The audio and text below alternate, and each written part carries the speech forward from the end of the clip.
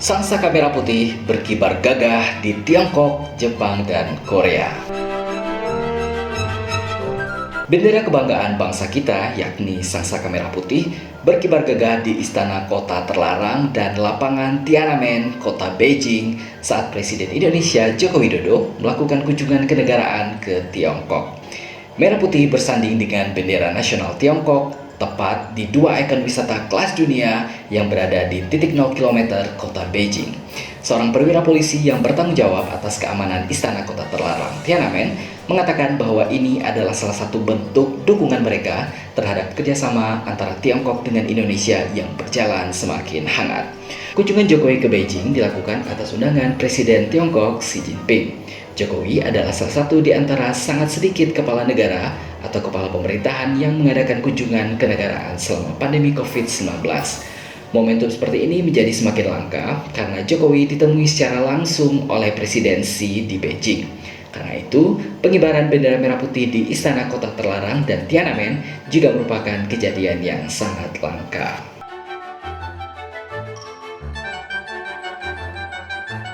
Bendera Indonesia itu berkibar di tengah liburan sekolah akhir semester yang bersamaan dengan liburan musim panas di Cina, sehingga menjadikan Istana Kota Tua Terlarang dan lapangan Tiananmen dipadati ribuan wisatawan sejak pagi hingga sore hari. Presiden Jokowi didampingi istri, Ibu Iriana Jokowi, beserta rombongan kabinet mendarat di Bandar Udara Internasional Ibu Kota Beijing atau BCIA pada Senin pukul 21.30 waktu setempat. Presiden Jokowi bertemu dengan Presiden Xi dan Perdana Menteri Li Keqiang pada Selasa sore di Gedung Tamu Kenegaraan Diaoyutai, Beijing. Kunjungan tersebut akan dilakukan selama 2 hari, yakni mulai tanggal 25 Juli hingga 26 Juli 2022 dan dilakukan melalui mekanisme lingkaran tertutup atau closed loop, mengingat Cina masih menerapkan kebijakan 0 kasus COVID-19. Adapun dalam pertemuan tersebut, kedua kepala negara besar tersebut menyampaikan sambutan yang hangat atas pertemuan yang ada.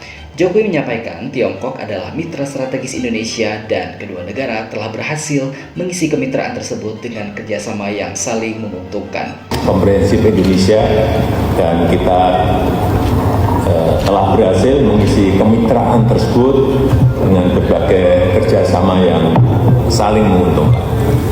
Saat ini, Tiongkok tercatat sebagai mitra dagang terbesar bagi Indonesia dengan nilai perdagangan bilateral senilai 110 miliar dolar Amerika atau sekitar 1.650 triliun rupiah pada tahun 2021.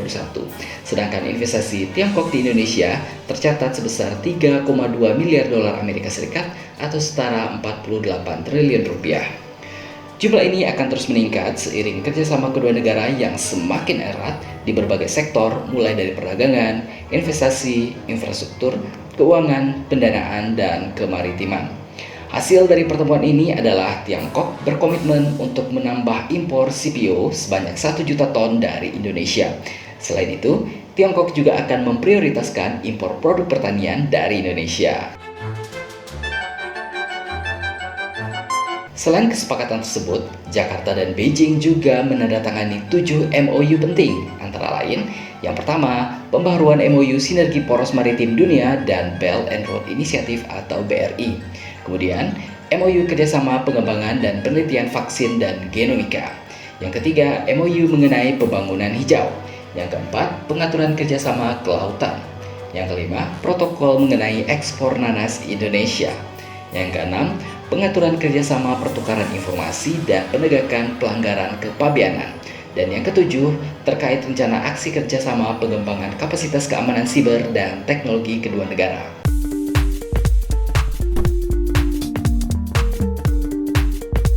Setelah kunjungan ke Tiongkok, Presiden Jokowi dan rombongan bertolak ke Jepang pada tanggal 27 Juli 2022. Di Tokyo, pemerintah Indonesia disambut sangat hangat oleh Perdana Menteri Jepang Fumio Kishida.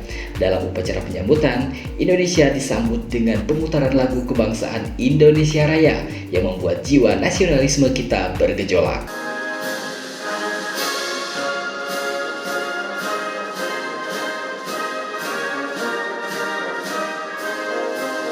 Setelah pelaksanaan makan siang sambil rapat kerja KTT Jepang dan Indonesia, sore harinya Presiden Jokowi akan mengunjungi Kaisar Jepang yaitu Kaisar Naruhito beserta permaisuri.